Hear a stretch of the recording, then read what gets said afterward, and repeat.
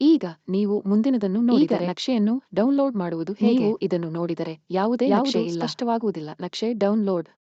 ನಾನು ಇದರಲ್ಲಿ ಹೆಚ್ಚಿನದನ್ನು ಡೌನ್ಲೋಡ್ ಮಾಡಲಿದ್ದೇನೆ. ನೀವು ಅದನ್ನು ಟ್ಯಾಪ್ ಮಾಡಬಹುದು ಮತ್ತು ಇಲ್ಲದಿದ್ದರೆ ಈ ಬಾಣದೊಂದಿಗೆ ಹೋಗಿ ಇದರಲ್ಲಿ ಸೆಟ್ಟಿಂಗ್ಗಳು ಬಂದರೂ ಸಹ ಇದು ಡೌನ್ಲೋಡ್ ನಕ್ಷೆಯಾಗಿರುತ್ತದೆ. ನೀವು ತಟ್ಟಿದರೆ ನಿಮ್ಮ ಬಳಿ ಸಾಕಷ್ಟು ನಕ್ಷೆಗಳಿವೆ. ಈಗ ನಿಮ್ಮ ಬಳಿ ನೆಟ್ ಇದೆ. ನೀವು ಇರುವ ವೇಗವನ್ನು ಅವಲಂಬಿಸಿ ಈಗ ಇದನ್ನು ಮಾಡಬಹುದು. ಕೇರಳ ಸಾಗರದ ಈ ನಕ್ಷೆಯನ್ನು ನಾನು ನಿಮಗೆ ನೀಡುತ್ತೇನೆ. ಕೇರಳ ಕಡೆಯವರಿಗೆ ಕೇರಳ ಸಾಗರ ನಕ್ಷೆ ಈಗ ಕನ್ಯಾಕುಮಾರಿ. ಇದರಿಂದ ಟ್ಯುಟಿಕೋರಿನ್ ನಲ್ಲಿ ನೀವು ನಕ್ಷೆ ಅಥವಾ ಹೆಚ್ಚಿನದನ್ನು ನೀಡಬಹುದು. ಟ್ಯುಟಿಕೋರಿನ್ ಮೇಲಿನ ಬಂದರು ಎಲ್ಲರಿಗೂ ತಮಿಳುನಾಡು. ಇದು ನಿಮಗಾಗಿ ಸಾಗರ ನಕ್ಷೆ. ಕನ್ಯಾಕುಮಾರಿಯಿಂದ ಚೆನ್ನೈನ ನಕ್ಷೆ. ಈಗ ಈ ಭಾಗ ಮಂಗಳೂರು ಮುಂಬೈ. ಈ ನಕ್ಷೆಯನ್ನು ನೋಡಬೇಕೆಂದು ಬಯಸುವವರು ಈಗ ಅದನ್ನು ಡೌನ್ಲೋಡ್ ಮಾಡಬಹುದು. ನಾನು ನಿಮಗೆ ಸಾಗರ ನಕ್ಷೆಯನ್ನು ನೀಡುತ್ತೇನೆ. ಇದನ್ನು ನೀವು ಡೌನ್ಲೋಡ್ ಮಾಡಲು ಬಯಸುವಿರಾ ಎಂದು ಕೇಳಲು ನೀವು ಅದಕ್ಕೆ ಅದನ್ನು ಡೌನ್ಲೋಡ್ ಅರ್ಧಕ್ಕೆ ಕತ್ತರಿಸಿ ಅಥವಾ ಬಲೆಯಲ್ಲಿ ಕತ್ತರಿಸಿ. ನೀವು ಇದಕ್ಕೆ ಮರಳಿದರೆ ನೀವು ಮತ್ತೆ ಅಲ್ಲಿಗೆ ಹೋಗುತ್ತೀರಿ.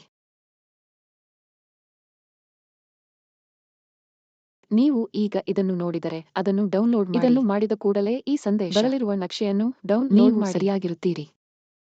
ನೀವು ಅದನ್ನು ನನಗೆ ಕೊಟ್ಟು ನನಗೆ ನೀಡಿದರೆ ನೀವು ಡೌನ್ಲೋಡ್ ಮ್ಯಾಪ್ನಲ್ಲಿ ಡೌನ್ಲೋಡ್ ಆಗಲಿದೆ. ನೀವು ಅದನ್ನು ಅಳಿಸಬಹುದು ಅಥವಾ ಇದು ನಿಮಗೆ ನಕ್ಷೆಯ ಅಗತ್ಯವಿದ್ದರೆ ನೀವು ಅದನ್ನು ಡೌನ್ಲೋಡ್ ಮಾಡಬಹುದು. ಇದನ್ನು ಪ್ಯಾಕ್ ಮಾಡಿ ಹೊರಬರುತ್ತಿದೆ.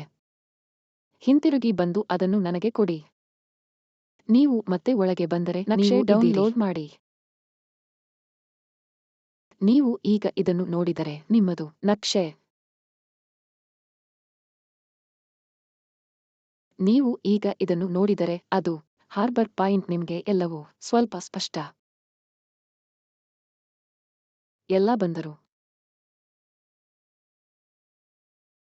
ಸಂಗೀತ.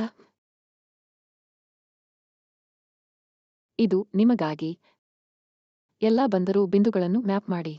ಇದೆಲ್ಲವೂ ನಿಮಗೆ ಸ್ಪಷ್ಟವಾಗುತ್ತದೆ. ನಕ್ಷೆಯನ್ನು ಡೌನ್ಲೋಡ್ ಮಾಡುವುದು ಎಷ್ಟು ಸ್ಪಷ್ಟವಾಗಿದೆ. ಈಗ ನೀವು ವಿಭಿನ್ನ ನಕ್ಷೆ. ನೀವು ಅದನ್ನು ಡೌನ್ಲೋಡ್ ಮಾಡಿದ್ದರೆ ಇಲ್ಲಿಗೆ ಹೋಗಿ ಮ್ಯಾಪ್ ಮತ್ತು ಲೇಯರ್ ಆಯ್ಕೆ ವಿಭಿನ್ನವಾಗಿದೆ. ನೀವು ನಕ್ಷೆಯನ್ನು ಹೊಂದಿದ್ದರೆ ನೀವು ಅದನ್ನು ಬದಲಾಯಿಸಬಹುದು.